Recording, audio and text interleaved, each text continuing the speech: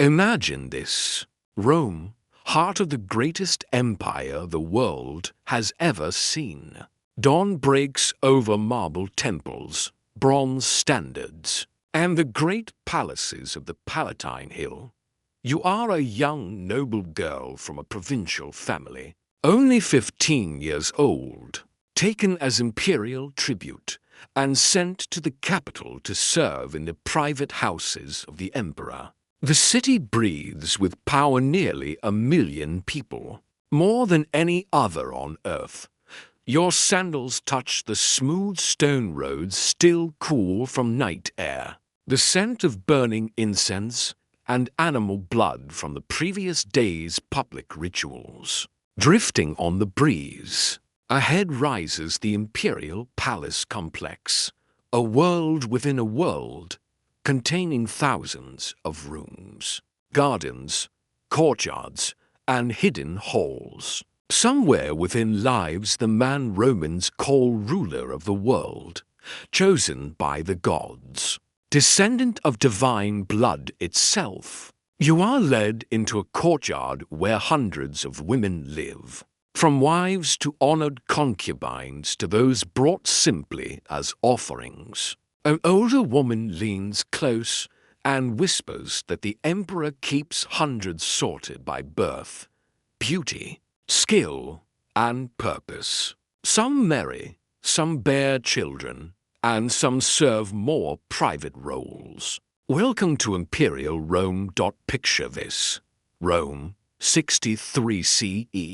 A 14-year-old prince is brought into the Imperial Academy, where young nobles are shaped into future generals, priests, and political leaders. Unlike many of his peers who are drawn to military glory, he is fascinated by religion, omens, and ceremony. He learns that members of Rome's noble class are not merely administrators. They are instruments of fate, responsible for maintaining order in the world through power, sacrifice, and sexual lineage. His education includes instruction in sacred sexuality. In Roman belief, sexual energy was a force tied to the will of the gods. Properly directed, it protected the stability of the empire. Misused, it brought downfall. Young aristocrats learned religious calendars, ceremonial requirements, and the idea that imperial seed carried not just bloodline, but divine authority. Historians note that this prince grew up under troubling signs and unusual comets, unexplained eclipses, and prophecies whispered by priests who believed that a new age of turmoil was approaching. The boy absorbed these teachings along with his lessons in state ritual, shaping a mindset that blended destiny, anxiety, and the belief that his body and his private life were not his own, but tools meant to uphold the empire itself. By the time our emperor takes the throne in his mid-30s, he inherits a system already built on sexual tribute from across the empire. Rome's power does not come only from military victories and taxation. It also comes from the provinces offering daughters of noble and respectable families as symbols of loyalty and submission. Governors, allied kings, and wealthy households send young women to the imperial household each year. Records from ancient writers speak of shipments from Gaul, Africa, Greece, and Asia Minor.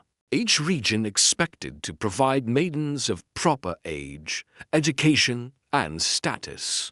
Imperial officials traveled to provinces to ensure standards were met, verifying lineage, beauty, and purity according to court expectations. To outside cultures, especially later Christian chroniclers, this system seemed crude and immoral. Yet within Roman society, many families saw it as an enormous honor. A daughter selected for the imperial household meant improved status, wealth, political access, and the possibility of bearing a child connected to the ruling bloodline. The practice was demanding and hierarchical, but not always resented. Some families openly competed for the privilege, preparing their daughters from childhood in rhetoric, philosophy, ritual performance, music, and the arts of charm expected within the palace. Foreign commentators often misunderstood this. They assumed these girls were helpless captives, when in truth many families treated imperial selection as a chance for social ascension. The reality was more complex. In Rome, sexuality, family strategy, and political ambition blended into a system where women became both symbols and instruments of imperial authority. The palace was not only a home for the emperor's pleasure, but an engine that reinforced alliances, political debts, and the empire's understanding of divine destiny. When the emperor ascended to supreme power, he did not simply become a political leader, he became a living symbol of divine authority. Roman belief held that the emperor's bloodline was touched by the gods, and his private life carried cosmic meaning. His coronation involved rituals overseen by the highest priesthood, linking his body to Rome's divine protectors. In ceremonies, he was united with priestesses representing powerful goddesses of the Roman pantheon, symbolically ensuring fertility, prosperity, and the continuation of the world order. Ancient writers describe how imperial seed was believed to carry sacred force, and that through ritual union, the emperor nourished Rome spiritually as well as politically. This religious interpretation of sexuality justified the immense expansion of the imperial women's quarters. Unlike foreign rumors of chaotic harems, the Roman system was carefully structured. The emperor's private households contained women assigned to specific roles, from official wives to political hostages to priestesses serving ritual duties. Contemporary observers recorded hundreds, sometimes over 1,000 women in the collective palaces, spread across multiple villas, each run like an administrative institution. These spaces had strict rules, systems of ranking, and oversight by matrons and eunuch officials. Within this structure existed distinct categories.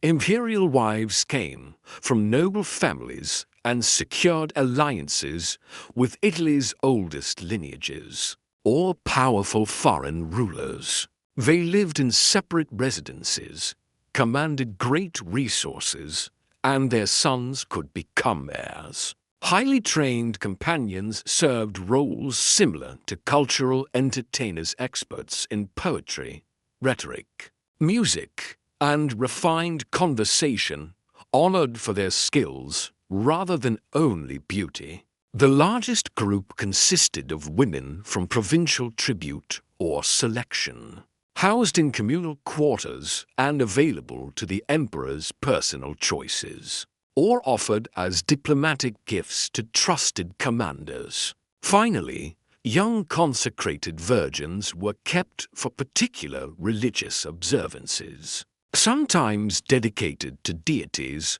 before their roles shifted through ceremonial rites. These categories formed the backbone of a system where women were not merely lovers, but essential pieces in the machinery of imperial ideology, diplomacy, and spiritual legitimacy. Imagine a provincial town in Asia Minor.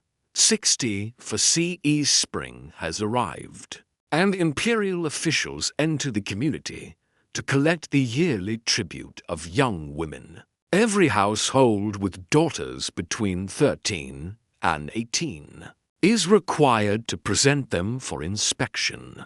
The officials, often accompanied by priestesses and palace attendants, examined lineage, physical beauty, education, and most importantly, confirmed virginity. Those chosen received ceremonial markings, necklaces, bracelets, or tattoos signifying their new role and are transported to Rome. Ancient records describe detailed tribute lists from various provinces, noble daughters from Numidia, educated maidens from Athens, well-born girls from Hispania. Each region owed a specific number annually, determined by earlier treaties or acts of submission. But this was not simply human taxation.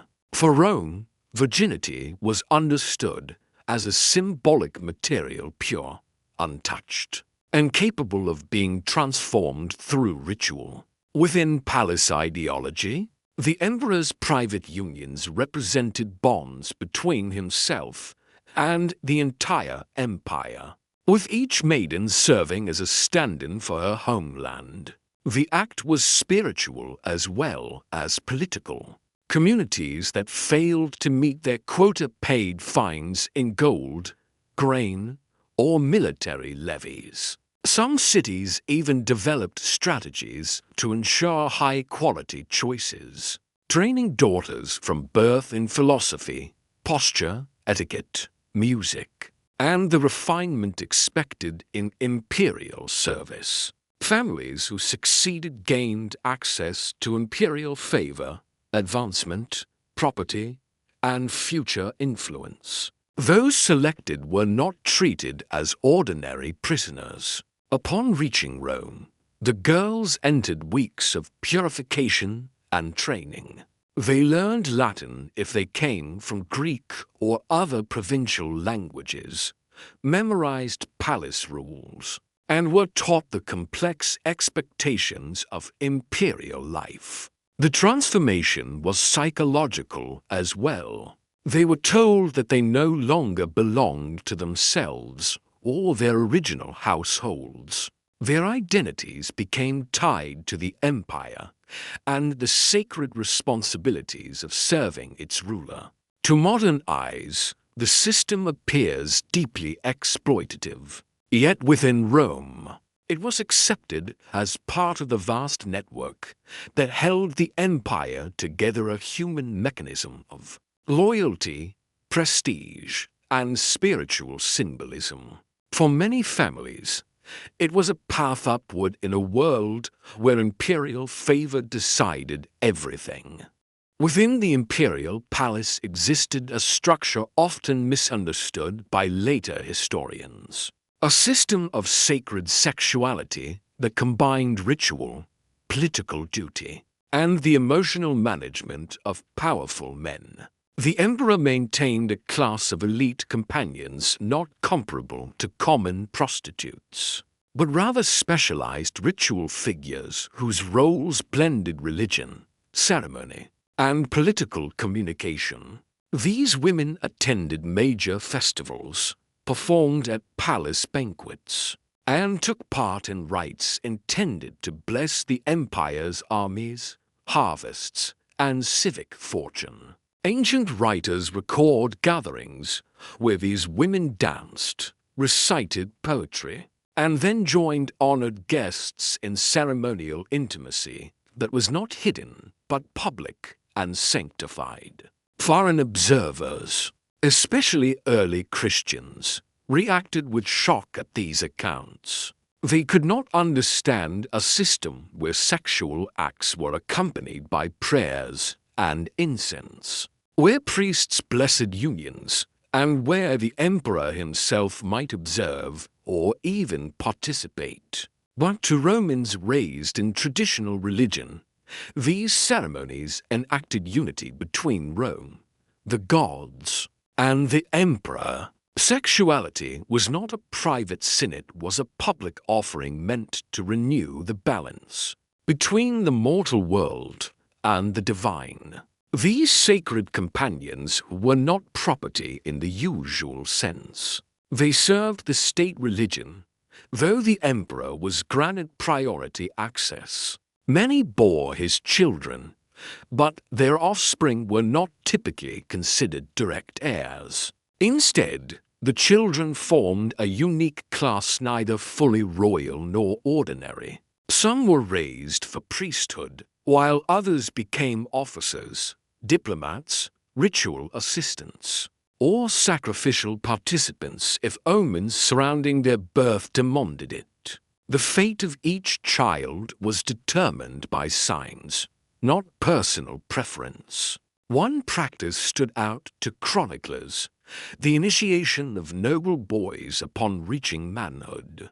Families would bring their sons to the palace, where experienced women guided them in ritual completion of adulthood. The emperor himself sometimes attended, providing gifts and blessings that legitimized the youth's social standing.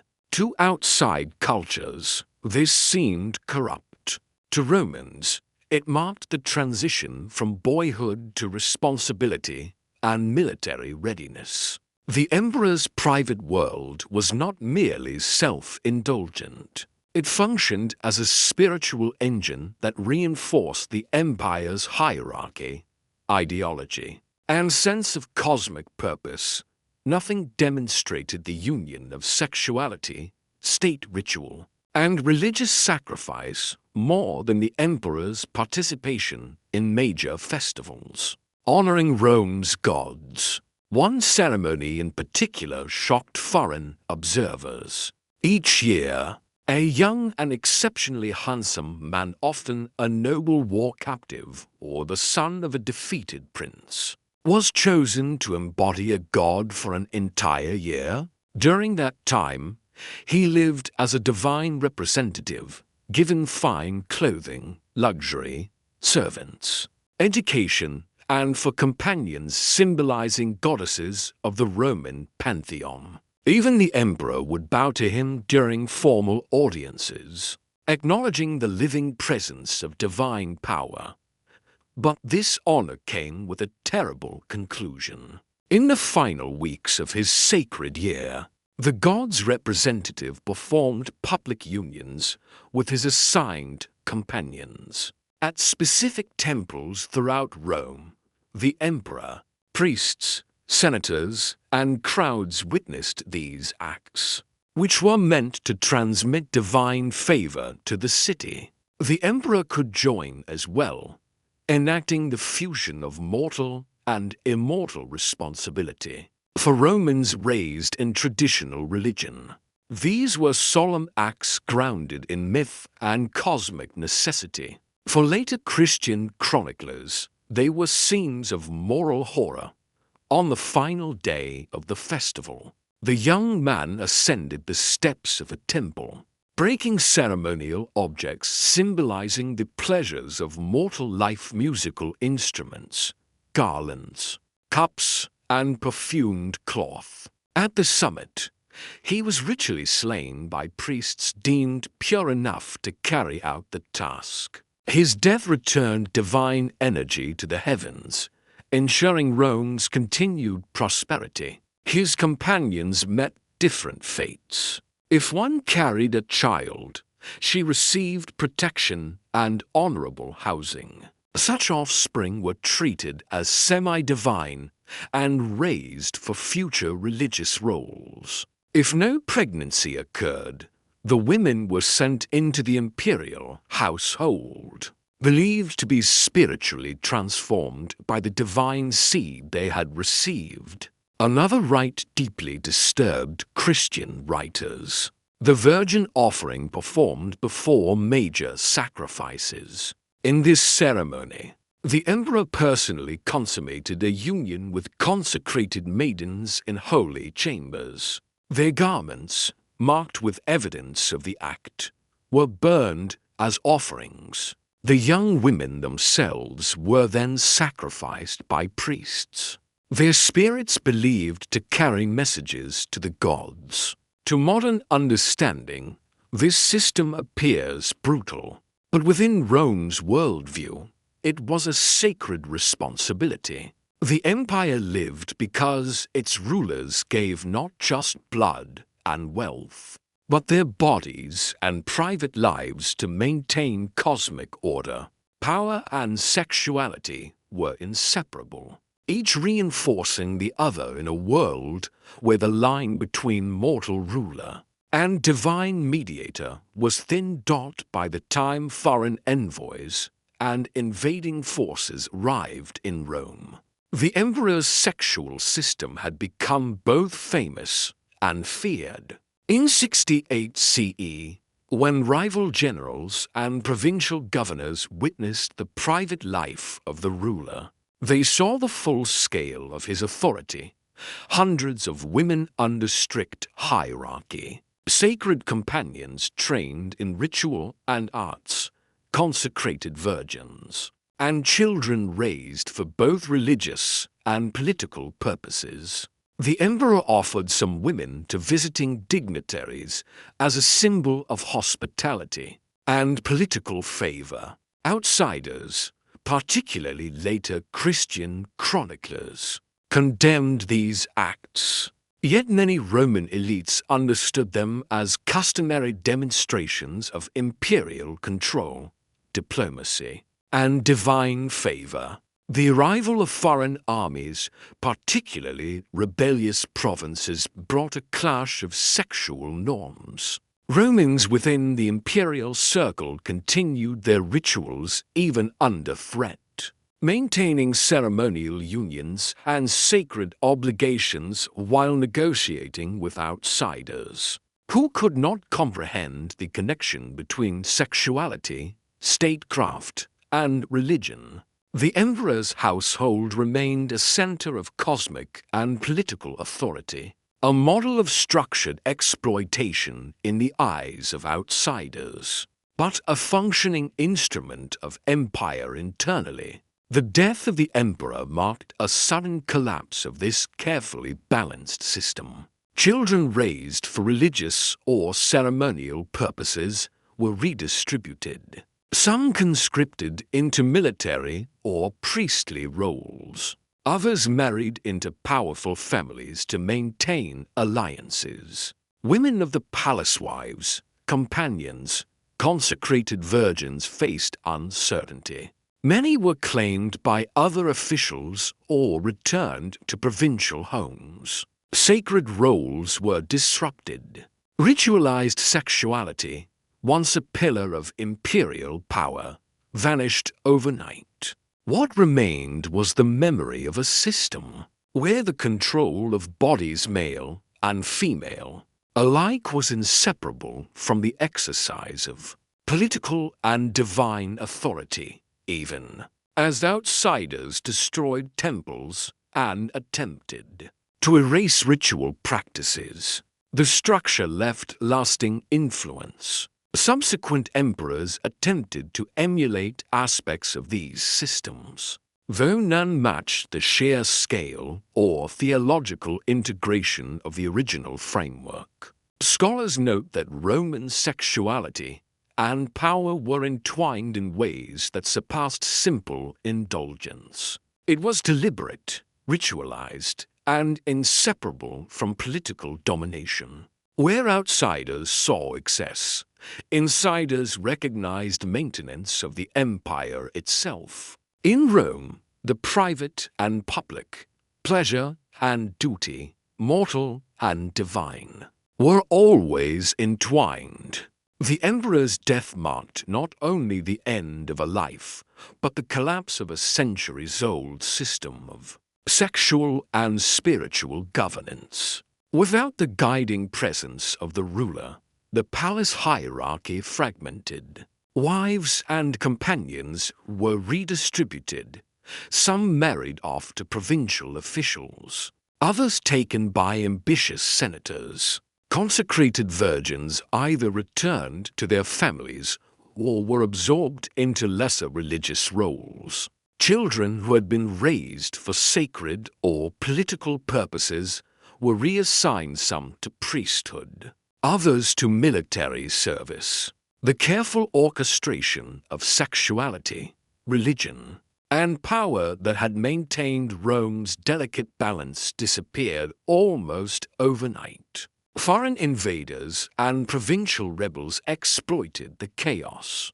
Temples where sacred unions had occurred were looted, ceremonial objects destroyed, and ritual practices condemned as immoral. Outsiders claimed victory over perverse customs. Yet many adopted the same forms of sexual control to solidify their authority. Where once the emperor personally mediated divine power through ritualized intimacy, conquerors and governors now exercised dominance through fear, coercion, and systemic exploitation. The legacy of this system endured. Families that had once sought imperial favor now leveraged their connections.